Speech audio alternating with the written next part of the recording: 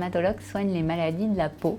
La peau est le plus grand organe du corps et donc on soigne les maladies de la peau infectieuses, inflammatoires, vasculaires, cancéreuses. On s'occupe aussi du côté esthétique et on est également vénérologue, c'est-à-dire qu'on s'occupe des maladies vénériennes qui sont les maladies sexuellement transmissibles.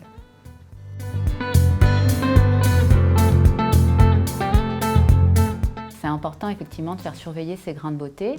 Ça dépend de plein de choses, des facteurs de risque, des antécédents personnels et familiaux, de cancer de la peau et de la couleur de sa peau, de son phototype. Donc il faut effectivement au moins une fois voir un dermatologue pour avoir un avis et connaître la fréquence à laquelle surveiller ces grains de beauté.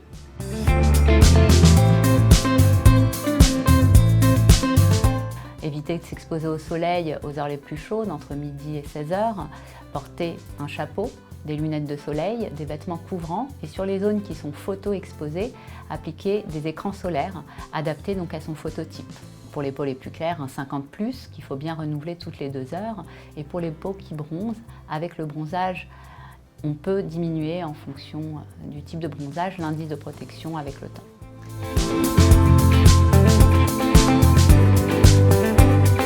L'autosurveillance, c'est également quelque chose de très important. Il faut regarder sa peau régulièrement et notamment surveiller l'apparition de nouvelles lésions, de nouveaux grains de beauté et surtout de nouveaux grains de beauté qui ne ressemblent pas aux grains de beauté habituels. La plupart des cancers de la peau qui concernent les grains de beauté sont des nouveaux grains de beauté qui apparaissent dans 80% des cas. Donc c'est ça qu'il faut surveiller en priorité. Ensuite, un grain de beauté qui se modifie. Il faut également surveiller ça. Il y a une règle classique qui s'appelle la règle A, B, C, D, E. A, c'est pour une lésion asymétrique. B, c'est pour des bords irréguliers. C, pour une couleur hétérogène. D, pour un diamètre de plus de 6 mm. Et E, c'est l'évolution du grain de beauté. Un grain de beauté qui évolue, c'est pas normal. Il faut le montrer à son dermatologue.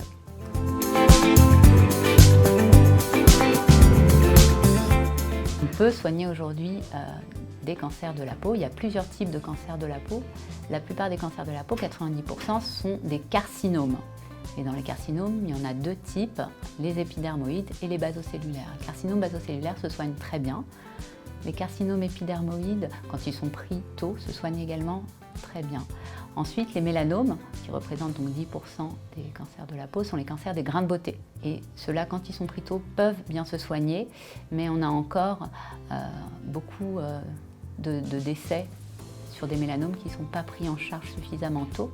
En France, on a 9000 nouveaux cas par an de mélanomes, avec environ 1600 décès par an, donc 20 à 30% de décès avec les mélanomes.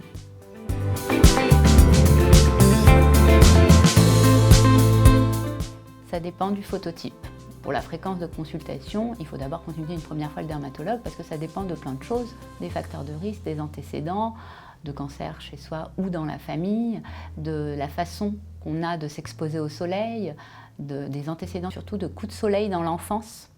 Voilà, tous ces facteurs sont à prendre en compte pour la fréquence des consultations. Elle peut être annuelle, tous les 2 ans, tous les 6 mois.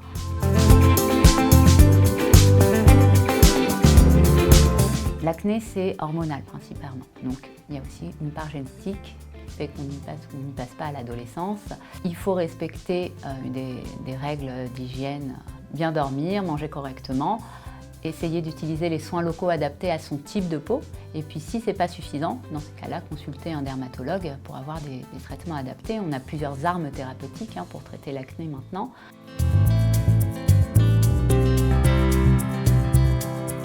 La rosacée, c'est une maladie inflammatoire de la peau qui peut avoir différents stades. Ça peut être simplement de la coupe rose, donc des petits vaisseaux qu'on peut avoir au niveau des joues. On peut également avoir des boutons qui ressemblent à de l'acné, qu'on peut appeler une acné rosacée. Et il y a des stades un peu plus importants comme les rhinophyma qui arrivent jusqu'à des déformations du nez. Et en fonction des stades, il existe différents traitements qui vont du laser aux traitements locaux, uniquement par crème ou par comprimé. Mais c'est une maladie chronique de la peau.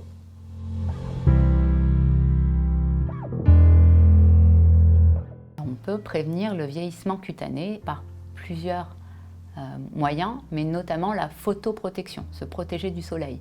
Alors la pollution, le tabac sont également des facteurs aggravants du vieillissement, mais déjà avec une bonne photoprotection, on arrive à gagner quelques années.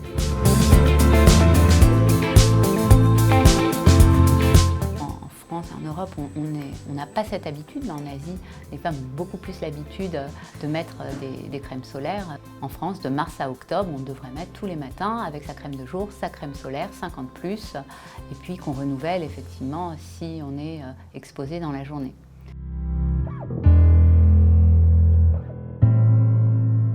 Alors, une fois que le photovieillissement est installé, que le vieillissement cutané est là, on a d'autres armes thérapeutiques pour améliorer les choses.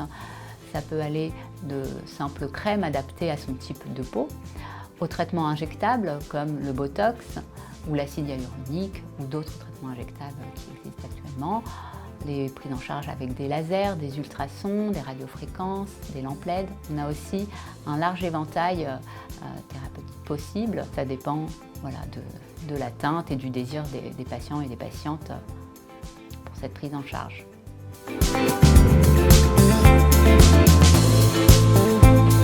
Pour consulter un dermatologue, comme pour la plupart des spécialistes, pour respecter le parcours de soins, il faut passer par son médecin traitant.